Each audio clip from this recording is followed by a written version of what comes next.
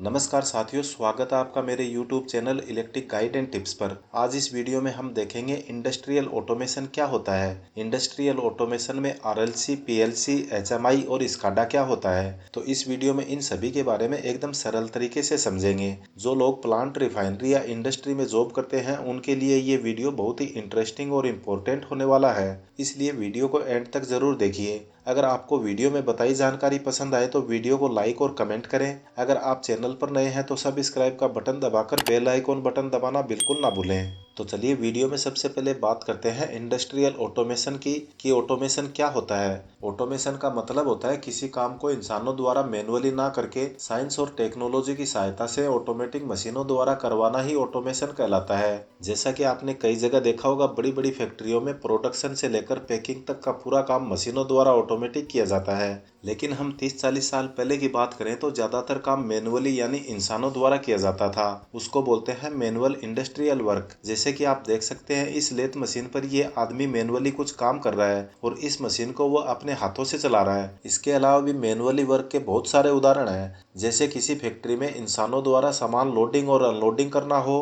Production factory में manually इंसानों द्वारा काम करवाया जाना हो, ये सब काम जो आप यहाँ पर देख रहे हैं ये मैनुअल वर्किंग है। लेकिन मैनुअल वर्किंग के अंदर बहुत बार तरह तरह की प्रॉब्लम आती है। ये प्रॉब्लम क्या क्या हो सकती है, आइए देखते हैं। मान लीजिए कोई फैक्ट्री मैनुअली प्रोडक्शन के हिसाब से स्टेब्लिश की गई है, तो उस फैक्ट्री ओनर के लिए सबसे पहले तो स्किल्ड वर्कर की समस्या आएगी। या तो उसको स्किल्ड वर्कर नहीं मिलेंगे, अगर स्किल्ड वर्कर मिल भी गए तो कुछ समय बाद वो लोग ज्यादा सैलरी की डिमांड करेंगे। और दूसरी बड़ी प्रॉब्लम ये आती है कि मैनुअली वर्क बहुत स्लो होता है as compare to automatic machine. अगर त्योहार के सीजन में मार्केट में उस कंपनी के प्रोडक्ट की डिमांड भी बढ़ गई, तब भी उस कंपनी या फैक्ट्री की प्रोडक्शन उतनी ही होगी जितनी उसके पास मैन पावर रेंज है। और कई बार ऐसा भी होता है, जब त्योहारों का सीजन आता है तो वर्कर्स अक्सर छुट्टियों पर चले जाते हैं। अगर वहीं पर यह फैक्ट्री ऑटोमेटिक होती तो काम बहुत ही फास्टली हो सकता था और फेस्टिवल सीजन के दौरान प्रोडक्शन बढ़ाया जा सकता था। इसके अलावा मैनुअल वर्क में कभी कभी ह्यूमन एरर भी हो जाते हैं। ह्यूमन एरर का मतलब है किसी वर्कर की गलती से प्रोडक्ट खराब हो जाना, या किसी मशीन को डैमेज कर देना, या मशीन में कोई गड़बड़ी कर देना, या फिर लापरवाही की वजह से वर्कर के हाथ पैर में चोट लग जाना, जिसकी वजह से पूरा काम ही डिले हो जाएगा। इसके अलावा मैनेजमेंट को इतने सारे वर्कर को मैनेज करना भी बहुत ही कठिन काम है, जिसके लिए सुपरवाइजर को रखना पड़ता है जो मोटी सैलरी लेकर सिर्फ वर्कर पर ध्यान रखता है। और कई बार वर्कर्स अपनी मांग मनवाने के लिए स्ट्राइक भी कर देते हैं। तो इस तरह मैनुअली वर्क में बहुत सारी प्रॉब्लम आती हैं, जिसका सॉल्यूशन है इंडस्ट्रियल ऑटोमेशन। जिसकी वजह से क्या होगा कि मैनुअली वर्क के अंदर जितनी भी प्रॉब्लम्स आ रही हैं वो कम हो जाएंगी और फैक्ट्री में पूरा काम बिना रुके ऑटोमेटिक चलता रहेगा, जिसमें एरर के चांस भी ना के बराबर होंगे। जैसे कि आप यहाँ पर देख सकते हैं, ये एक प्रोडक्शन फैक्ट्री है जिसमें कन्वेयर बेल्ट पर आ रहे प्रोडक्ट को कुछ लोग पैकिंग कर रहे हैं। यही काम अगर आप यहाँ पर देखोगे तो पूरा काम ऑटोमेटिक हो रहा है। यहाँ पर कुछ वर्कर काम कर रहे हैं और यहाँ पर एक ही मशीन पूरा काम कर रही है। सेम इसी तरह गाड़ियों की मैन्युफैक्चरिंग आप देख सकते हो, जो काम 10-15 लोगों द्वारा किया जाना था उसको ये रोबोटिक आर्म बिना रुके नॉन स्टॉप कर रही है। यहाँ पर केवल एक सुपरवाइजर रहेगा जो पूरे सिस्टम को मैनेज करेगा। पहले जो स्टार्टिंग में मैंने बताया, एक इंसान जो लेथ मशीन को चलाता था वो ऑटोमेटिक नहीं था, उसकी जगह अब पूरा काम इस ऑटोमेटिक मशीन द्वारा किया जा रहा है। तो ये सब काम जो है उसको हम बोलते हैं इंडस्ट्रियल ऑटोमेशन। अब देखते हैं इंडस्ट्रियल ऑटोमेशन करने के लिए क्या करना पड़ेगा। मान लीजिए कि मैनुअल इंडस्ट्री है, उसको ऑटोमेटिक करना है, तो उस चीज के लिए हमें RLC, PLC, HMI और स्काडा का प्रयोग करना पड़ता है। RLC बेसिकली एक छोटे लेवल की फैक्ट्री है, उसके लिए यूज होता है। अगर बड़ी कंपनी है तो उसके लिए PLC यूज होता है। और साथ ही साथ HMI और स्काडा के बारे में भी समझेंगे। सबसे पहले बात करते हैं RLC के बारे में। RLC का मतलब होता है रिले लॉजिक कंट्रोल। एक control system that is design by using the relay is known as relay logic control, यानी कि इसमें रिले का प्रयोग किया जाता है। यहाँ पर आप देख सकते हैं ये सारी की सारी रिलेज है, जिसकी मदद से हम लोग किसी भी मशीन को ऑपरेट करवाते हैं, तो वो हमारा RLC पैनल होता है। इस पैनल में रिले के साथ साथ कॉन्टेक्टर, टाइमर, अनुअंशी स्विचेज का भी प्रयोग किया जाता है, लेकिन इसमें जो मेजर रोल होता है वो रिले का होता है। आप यहाँ पर एनिमेशन में देख सकते हो, एक कन्वेयर बेल्ट पर कुछ सामान आ रहा है जिसको अलग अलग बेल्ट पर सेग्रीगेट किया जा रहा है। यहाँ पर डिफरेंट टाइप या डैमेज चीज़ों को अलग निकाल देना, शक कर लेना या बाहर निकाल देना, ये सब काम हमारा आरएलसी पैनल बहुत ही आसानी से कर सकता है। लेकिन आरएलसी पैनल का एक डिसएडवांटेज भी है, वो ये है कि फैक्ट्री में जितनी ज़्यादा एप्लीकेशन होंगी आरएलसी पैनल उतना ही बड़ा होता जाएगा। अगर पैनल की साइज बड़ी होती जाएगी तो लॉजिक में बहुत सारी गड़बड़ी होने की संभावना भी बढ़ जाती है। मतलब फ्यूचर में हम फैक्ट्री में जितनी नई मशीन लगाते जाएंगे, मशीन के अंदर कॉम्प्लिकेशन भी बढ़ते जाएंगे। जितने लॉजिक ऐड करते जाएंगे वैसे वैसे हमारे पैनल की साइज बढ़ती जाएगी। तो इसके लिए आजकल आरएलसी यानी रिले लॉजिक कंट्रोल को अवॉइड करते हैं। आरएलसी पैनल एकदम छोटी फैक्ट्री में ही सुटेबल होता है, क्योंकि इसकी कॉस्ट ज्यादा नहीं होती है। ये कम से कम खर्चे में छोटे लेवल की फैक्ट्री को अच्छे से ऑटोमेट कर सकता है। लेकिन इसमें पैनल की साइज धीरे धीरे बढ़ती जाती है और आगे चलकर ये मेंटेनेंस के लिए भी बहुत कॉम्प्लिकेटेड हो जाता है। तो इसका सॉल्यूशन है पीएलसी। पीएलसी का मतलब होता है प्रोग्रामेबल लॉजिक कंट्रोल, यानी कि ये चीजों को प्रोग्राम करके किया जाता है, जबकि आरएलसी में कोई प्रोग्रामिंग की जरूरत नहीं पड़ती थी। यहाँ पर हमें प्रोग्रामिंग करना पड़ता है, तभी पीएलसी पैनल की साइज एकदम छोटी होती है। जो काम बहुत सारी आरएलसी मिलकर करती है वो काम एक पीएलसी बड़ी ही आसानी से कर सकता है, और इसका इस्तेमाल छोटी और बड़ी दोनों ही रेंज की फैक्ट्री में कर सकते हैं।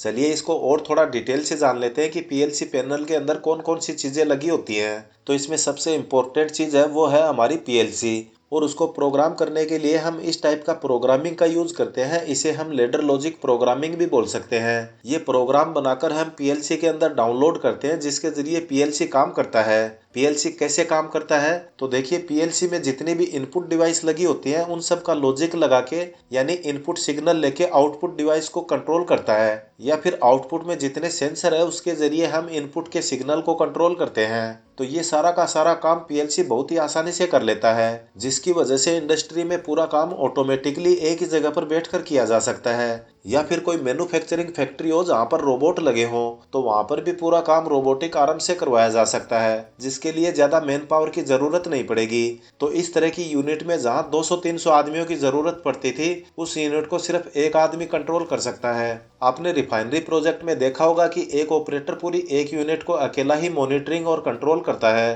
तो दोस्तों ये है पीएलसी का एडवांटेज। अब हम देख लेते हैं एचएमआई क्या है। एचएमआई का मतलब है ह्यूमन मशीन इंटरफेस। अभी मान लो कि ये जो काम पीएलसी पर हो रहा है उसी के लिए एचएमआई पैनल होता है। हमारा जितना भी फील्ड वर्क है जहाँ पर रोबोटिक आर्म लगी हुई हैं, या फिर बड़ी बड़ी रिफाइनरी में जगह जगह वाल्व लगे हुए हैं, उसको हम मैनुअली ऑपरेट ना करके एचएमआई के थ्रू ओपन या क्लोज कर सकते हैं। हमारा जो पीएलसी पैनल है उसी के साथ एचएमआई को कनेक्ट किया जाता है। तो हम बोल सकते हैं कि human machine interface are use an operated control to panel PLC, यानी कि पीएलसी को कंट्रोल या ऑपरेट करने के लिए हम लोग एचएमआई पैनल का यूज करते हैं, जिसमें मैनुअल डायलर्स, कंट्रोलर, स्विचेस ग्राफिकली दिखते हैं, जिसके जरिए हम लोग पूरी प्रोसेस को डिजिटली या ग्राफिकली कंट्रोल कर सकते हैं। एचएमआई हमारे पीएलसी के साथ कनेक्ट रहता है, जिसमें कंट्रोल बटन हम लोग अपने हिसाब से डिजाइन कर सकते हैं। यहाँ पे आप देख सकते हो ये एचएमआई की डिस्प्ले है, जिसमें कंट्रोलर प्रेशर को एडजस्ट कर सकते हैं। ये डिस्प्ले मोबाइल की तरह टच स्क्रीन होती है। तो एचएमआई पर आप पूरी फील्ड प्रोसेस देख सकते हो, जिसमें टेम्परेचर, प्रेशर फ्लो, इन सब चीजों को आप एक स्क्रीन के जरिए कंट्रोल कर सकते हो, जिसको हम एचएमआई बोलते हैं। अब बच गया स्काडा। स्काडा का मतलब होता है supervisory control and data acquisition. अभी अभी हमने जो एचएमआई देखा था उसमें दिक्कत क्या होती है कि हम रियल टाइम डाटा ही देख सकते हैं, यानी कि फील्ड में जो भी प्रोसेस चल रही है उसमें कोई एरर आ गया तो हम दोबारा से नहीं देख सकते कि कौन सी जगह क्या प्रॉब्लम आई थी, या फिर किसी फैक्ट्री में एक दिन पहले कितना प्रोडक्शन हुआ था। ये सब चीजों को स्काडा की मदद से कंट्रोल किया जाता है। और इतना ही नहीं, इसका और भी बहुत सारा काम होता है, जैसे फैक्ट्री में जितनी मशीनें लगी हुई हैं उसमें से कितनी मशीन के अंदर कितना काम चल रहा है, कितना प्रोडक्शन हो रहा है, कितना टेम्परेचर है। तो इस तरह की रियल टाइम डाटा हम देख सकते हैं, और ये डेटा ऑटोमेटिकली स्काडा में सेव भी हो जाता है। स्काडा से हम पूरे प्रोजेक्ट या फैक्ट्री को एक रूम में बैठकर मॉनिटरिंग और ऑपरेट कर सकते हैं। अगर कुछ मिस्टेक हुआ तो स्काडा अलार्म जनरेट करेगा, जिससे हम लोग घर पर बैठे बैठे उस सिस्टम को बंद या चालू कर सकते हैं। आजकल इंडस्ट्री में जितना भी ऑटोमेशन सिस्टम देखने को मिलेगा वो स्काडा सिस्टम ही होता है। प्लांट, रिफाइनरी में आपको ऐसी बड़ी बड़ी स्क्रीन लगी हुई देखने को मिलेंगी,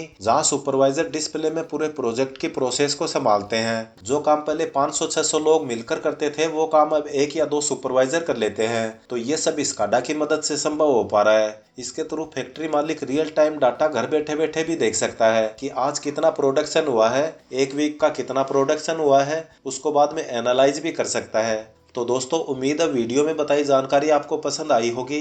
अगर जानकारी पसंद आई तो वीडियो को लाइक करें, चैनल पर नए हो तो सब्सक्राइब बटन दबा के बेल आइकॉन बटन दबा दीजिए ताकि नेक्स्ट वीडियो के नोटिफिकेशन आपको मिलते रहे। मिलते हैं नेक्स्ट वीडियो में नए टॉपिक के साथ।